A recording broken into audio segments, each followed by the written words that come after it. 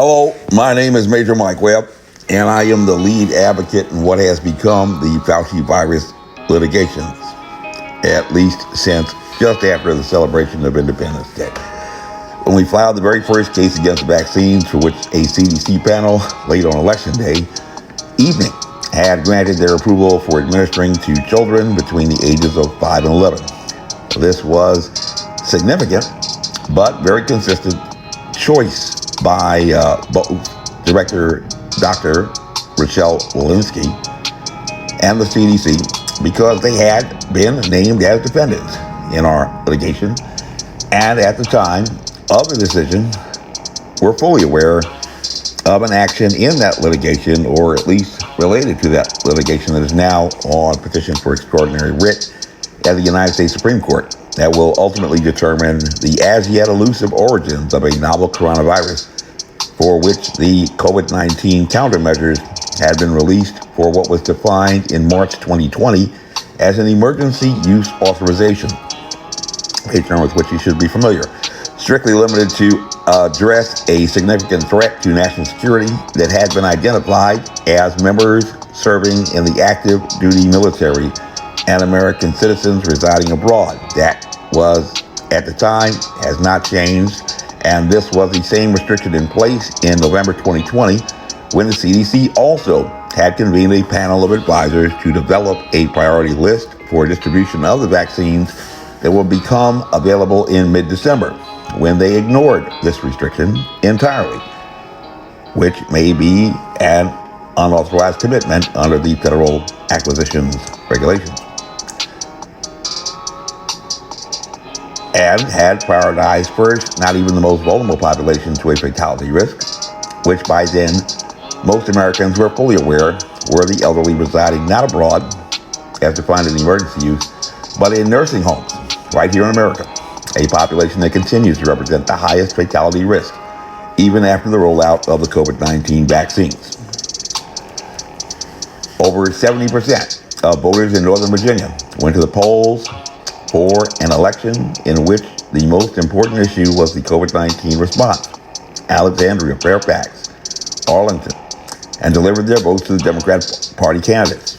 And as adults, we must assume that they were fully aware of these facts regarding the public health crisis, calling themselves scientists with regard to both the CDC and the fatalities that today account for over 14,000 lives lost in an election in which the Progressive Voters Guide was certainly aware that I was a candidate for Arlington Public School Board against a former high school teacher, and that I had been identified as a candidate who had opposed the government response to the current public health crisis that, to date, has claimed the lives of over 5 million worldwide. And so pat yourself on the back for your choice. So for the next few minutes, just like the Business Insider had done back at the beginning of the emergence of a pathogen in the central mainland of China that many have described as having been zoonotically evolved, we're going to introduce you to an amazing novel coronavirus from the perspective of a former biological warfare planner with apparently enough credible experience in procurement of items for the Department of Defense. Back in 2016, I had been offered a job as a procurement analyst with just below a six-figure salary to perform what had been described by senior Department of Defense officials at the time in December 2015 as an expired mission, and a position for which there had been a federal job announcement published on USA Jobs, to which there is no evidence that I had ever even applied. And if that does not raise a reasonable inference of suspicion for you, then probably nothing will. In procurement, our contracting specialists are certainly familiar with the term sole source procurement, where you identify a certain vendor who has a unique capability to deliver a product specifically tailored to satisfy a specific need that no other vendor can provide.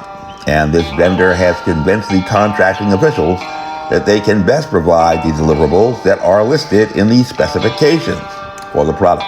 And a novel coronavirus alleged to have been zoonotically evolved just happens, by apparent nature and natural selection, acquired some very unique gains of function that would certainly be attractive to a customer who was seeking a biological agent munitions capability. And probably the best way to explain this as we used to explain to cadets at the military service academies and in ROTC, is by reviewing what used to be called the 9 principles of war, designated by the acronym MOOSEMUSS. M. Your very first principle of war is maneuver, which is defined as the movement of officers and equipment in an attempt to place a suspect in a position of disadvantage. Flexibility and mobility are characteristics of maneuver. Flexibility is the versatility and pliancy in thought and plans, the ability to react rapidly to unforeseen circumstances. Mobility is necessary to enable prompt actions and reactions. And from what has even been reported in the press and the open source, would a reasonable person concur with the proposition that a novel coronavirus has successfully adapted itself to satisfy the principle of maneuver?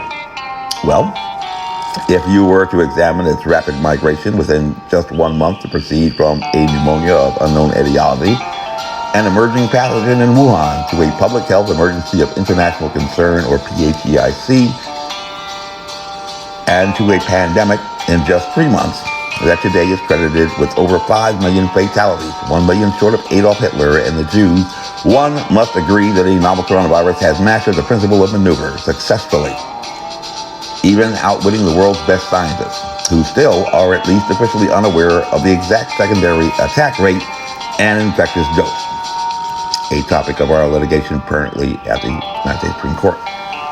Oh, your second principle of war is objective, which is defined as the end to be attained through the development of officers. Every operation must be directed toward a clearly defined, decisive, and attainable objective.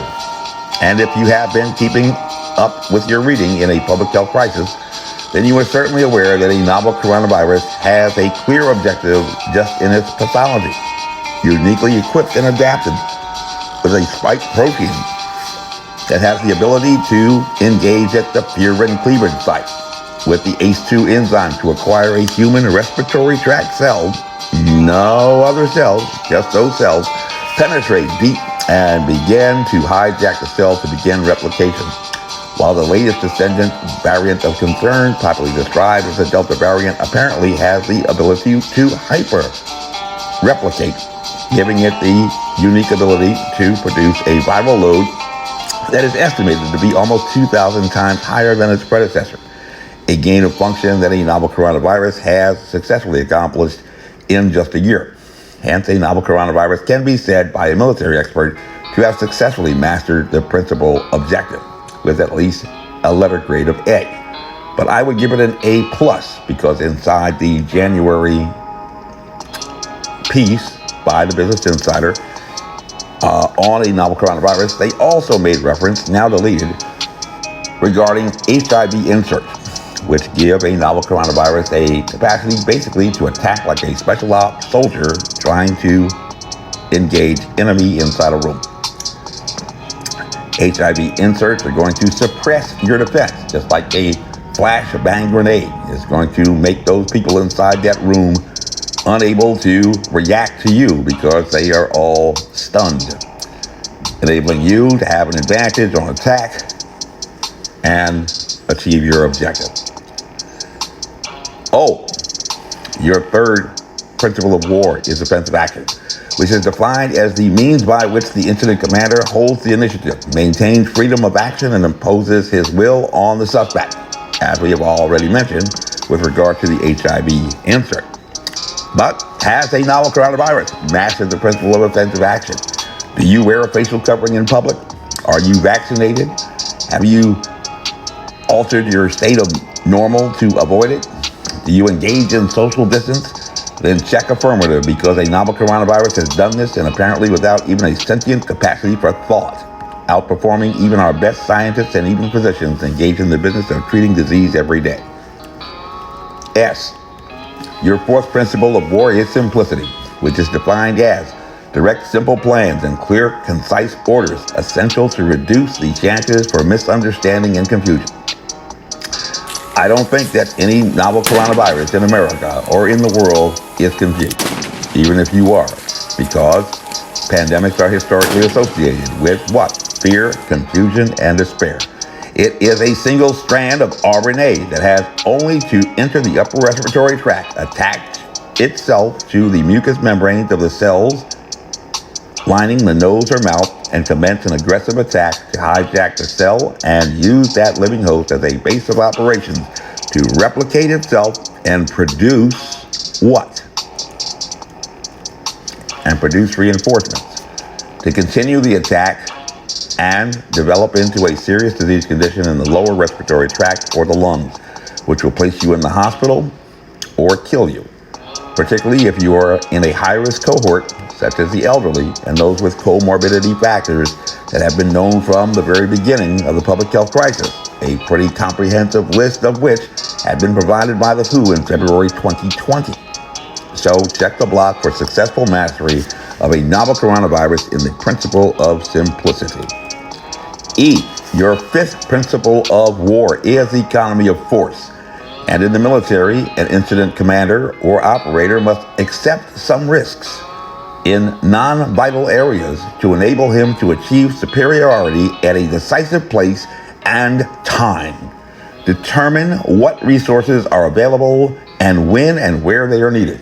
And any Darwinian evolution advocate would readily identify this process as those choices made in a natural selection, for which most, even in the literature that has been produced regarding an alleged zoonotic evolution, would give a novel coronavirus a letter grade of A for mastery of economy of force.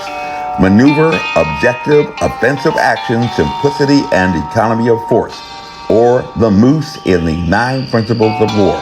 And so my scientific friend, Moose Meets Squirrel, who is desperately trying to get a nut, and this is his world.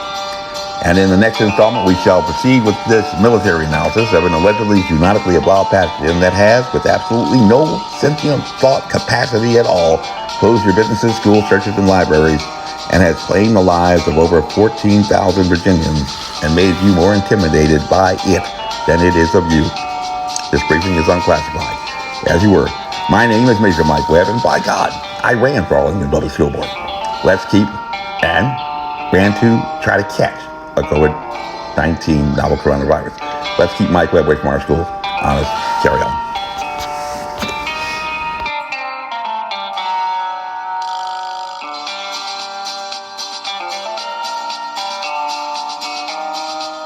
This advertisement was authorized by Mike Webb.